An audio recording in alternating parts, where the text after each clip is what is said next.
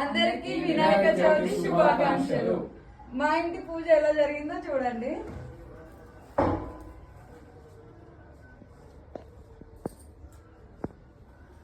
మా గణేష్ మా ప్రసాదాన్ని పూజ ఎప్పుడైతే పులిహోర, దద్దోజనం, శనగలు, సిర, లడ్డు, ఇదేంటి పాయసం, పాలకూర పప్పు. పూజ ఎప్పుడెప్పుడు అయిపోద్దా, ఇవన్నీ ఎప్పుడెప్పుడు తిందామని చూస్తున్నాను. పాయసం, పెరుగు,